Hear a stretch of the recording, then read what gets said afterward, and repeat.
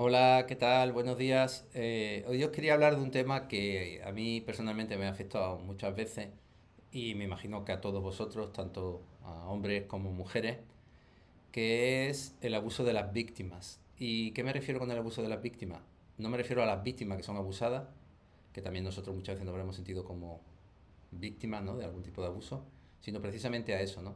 Como personas que presuntamente son víctimas abusan de los demás. Así que muchas gracias por estar ahí, como siempre, y bienvenidos a mi podcast.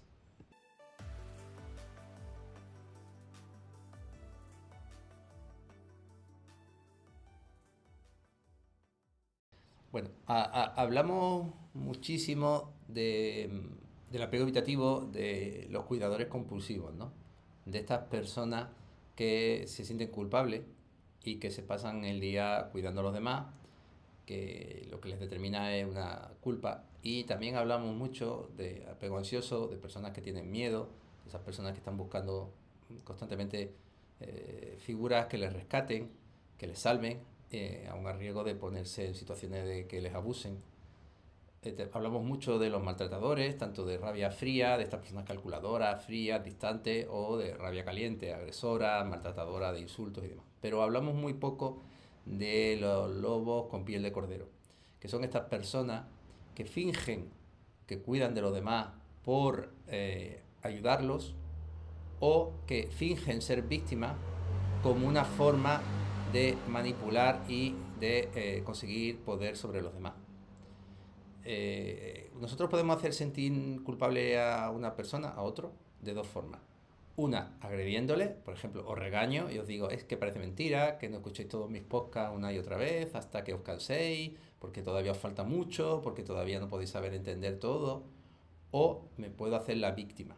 Es que claro, yo hago un esfuerzo enorme haciendo estos podcasts y me cuesta mucho trabajo y después yo muy poquito vosotros lo escucháis y entonces yo me siento mal. Fijaros cómo de las dos maneras os hago sentiros culpable.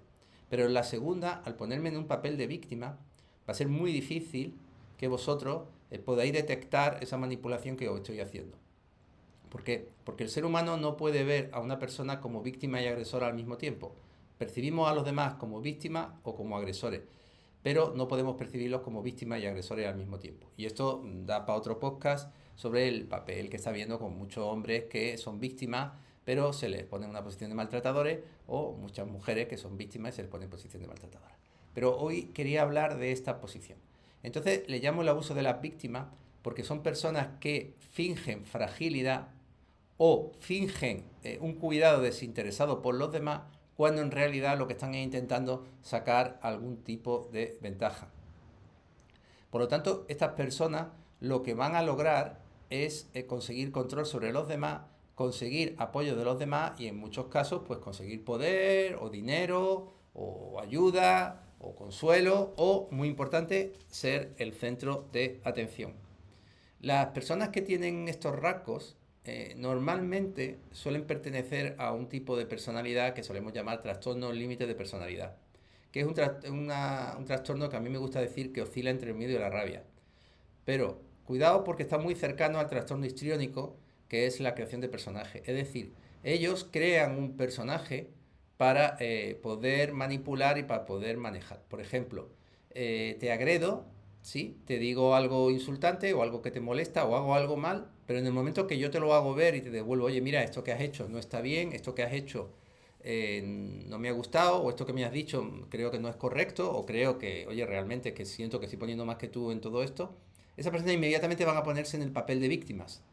Hay que ver, yo que intento hacer lo mejor que puedo, es que nunca me valoras, es que parece que todo lo hago mal, es que... Y sobre todo, lo van a hacer no en privado, que también, lo van a hacer público para que todo el mundo se pongan de su parte. Y como he dicho antes, en el momento que esa persona, los demás le ven en el papel de víctima, inmediatamente a ti te van a ver en el papel de agresor. Así es, no hay exclusión. Nosotros tendemos a esa polarización entre ver víctimas y agresores. Y por lo tanto, esto nos pone en una situación muy complicada. ¿Por qué? Porque si intentamos justificarnos, va a parecer que realmente hemos hecho algo mal y que estamos intentando como limpiarlo, ¿no? Y si no hacemos nada, pues entonces parece que nos resignamos a que el otro tiene razón y que realmente nosotros somos maltratadores. A mí me ha pasado muchas veces a nivel personal que me han llamado abusador porque resulta que no termino los cursos y leo todas las diapositivas, o maltratador porque le he dicho a una persona que por favor tenemos que seguir con el curso adelante, o maltratador porque he dicho 4 veces algo y a la quinta ya lo digo un poco más exaltado, y entonces ¿por qué me hablas así? Digo, pues te lo he dicho ya 4 veces y a la quinta ya no puedo más, y además no estoy faltando respeto, simplemente estoy hablando en un tono un poco más activo, como ahora, por ejemplo. Entonces, ponerse en ese papel de hacerme a mí un maltratador, un acosador o un abusador, le pone a la otra persona en ese papel de víctima. ¿Qué ventajas tiene para estas personas ponerse en el papel de víctima? Pues que lógicamente primero van a conseguir una sensación de conexión con los demás. Segundo, van a conseguir en muchos casos mucho poder. ¿Por qué? Porque se produce lo que llamamos una discriminación positiva, que es muy frecuente en los seres humanos. La empatía nos ayuda a percibir a alguien débil y ayudarlo, y esto es extremadamente necesario. Pero estas personas van a aprovecharse de esa característica de los seres humanos de empática para poder sacar provecho. Es decir, van a empezar a hacer que les discriminemos positivamente, en el sentido de, oye, da tú el curso, que estás peor de dinero, oye, cuídate tú, déjame que te invite, que sé que estás mal, oye, fíjate que te voy a proteger para que esto no te vuelva a pasar. Es decir, este tipo de personas con mucha facilidad encuentran personas que realmente sí son buenas, que realmente sí se sienten culpables y que quieren ayudar, pero cuanto puedan lo que van es usarlos en su favor, modificando la realidad, y en el momento que le hagamos el más mínimo, insisto, reproche, o le hagamos ver que ha hecho algo mal, o sintamos que estamos molestos por algo, inmediatamente se van a poner en ese papel de víctima para hacernos sentirnos culpables. Esto es algo que está pasando ahora mucho en la sociedad, donde se está produciendo una polarización entre unos grupos que se les considera como maltratadores y otros grupos que se les consideran como víctimas. Y las cosas nunca son tan sencillas. No todo el mundo, por pertenecer a un grupo, pues yo qué sé, por ejemplo, minoritario étnico palestino, no todos los palestinos son terroristas, pero tampoco todos son víctimas. Ni todas las mujeres son víctimas, ni todos los hombres somos maltratadores. Y esto nos coloca en esa posición de que ciertas personas, aprovechándose de una cierta fragilidad, consigan poder sobre nosotros. Esto es algo que nos afecta tanto a hombres como a mujeres. ¿Cuántas mujeres habéis visto a otras mujeres que se hacen las víctimas como una forma de conseguir poder y ponerse en una posición aparente de fragilidad para poder aprovecharse de otro o de otra? ¿Y cuántos hombres se colocan en una posición también de fragilidad para poder pasar como lobos con piel de cordero, para poder entrar en grupos o entrar en lugares o sentir un apoyo por cierto sector del público para poder lograr su objetivo? Por lo tanto, este abuso de las víctimas es casi más peligroso que el abuso de los maltratadores reales, porque es mucho más difícil de verlo. Como decía mi abuela, que Dios me libre del agua mansa, que de la brava ya me libraré yo, ¿no? Este tipo de personas van a intentar sacar esta ventaja para poder aprovecharse de nosotros. Bien, ¿cuál es el origen de esto? El origen de esto obviamente es en la infancia.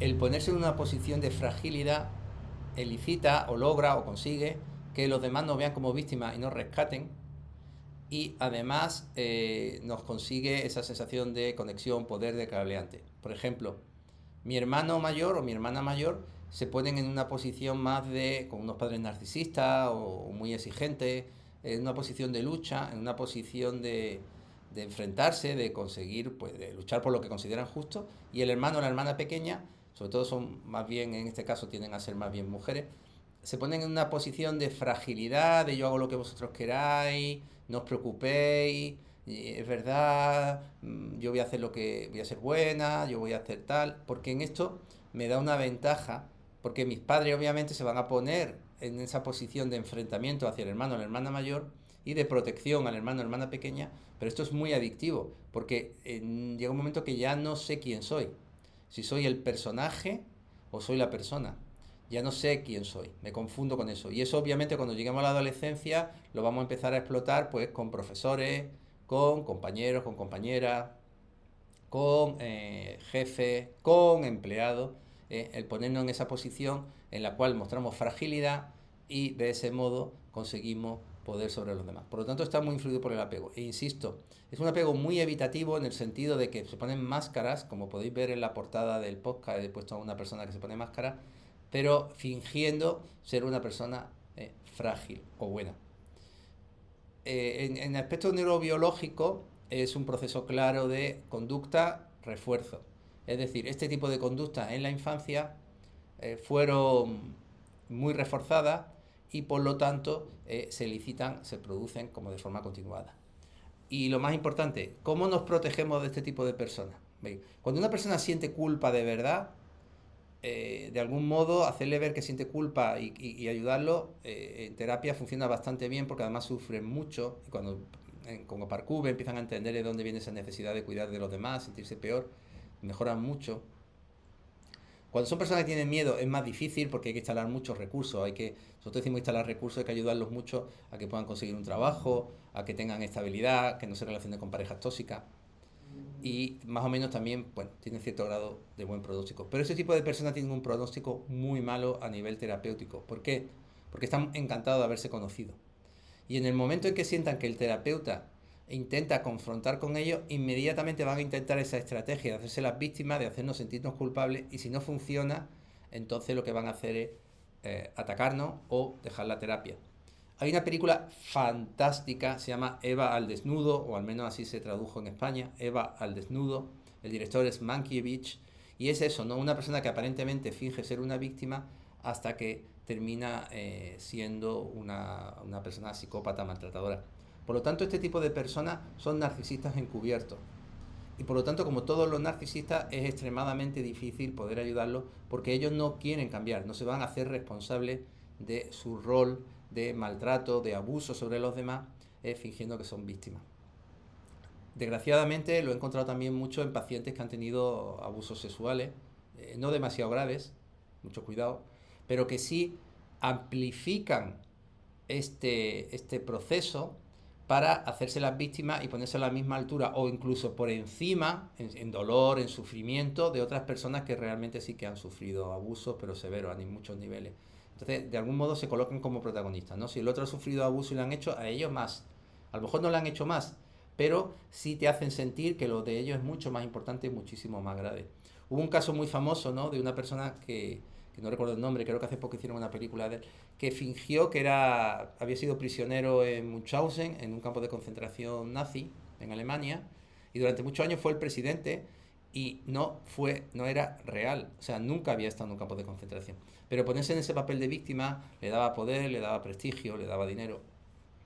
Y aunque no tenga nada que ver con este campo de concentración, viene al hilo hablaros del síndrome de Munchausen, que es el síndrome en el cual la persona se infringe daño a sí misma como una forma de que le rescaten, y también está lo que llamamos el síndrome de Munchausen por poderes, que es hacer daño a personas que están alrededor, generalmente hijos, para después quedar como rescatadores. Es decir, le hago daño y después me pongo como una figura de que yo voy a ayudarlo. Ocurre muchísimo en terapia cuando hay madres, padres que nos traen a los hijos como si fueran muy buenos padres, muy buenos cuidadores, y lo que vemos que son madres, padres muy perversos, que impiden que el hijo madure, se desarrolle, crezca, se independice, como una forma de tener siempre ellos el control, pero al mismo tiempo quedar ellos como los sufridores o protagonistas, ¿no? Mira como mi hijo que mal lo está pasando, ¿no? Entonces como mira que mal lo paso yo por mi hijo y mira cómo me sacrifico y mira cómo hago todo por ellos. Pero es mentira, no es real, son narcisistas encubiertos. Así que nada, tener mucho cuidado con estas personas, acordaros de mí cuando veáis a alguien que se hace la víctima, que cuando lo ayudamos, en vez de mejorar, esforzarse o cambiar, se esfuerza todavía más por hacerse más víctima, porque estáis ante un narcisista encubierto, ante una persona que finge fragilidad o que finge malestar, cuando en realidad lo que busca es poder, dinero, atención, ¿eh? Y sobre todo controlaros. Porque controlar a los demás desde haceros sentiros culpables es bastante sencillo, lo seguro. Muchísimas gracias como siempre por estar ahí y hasta muy pronto.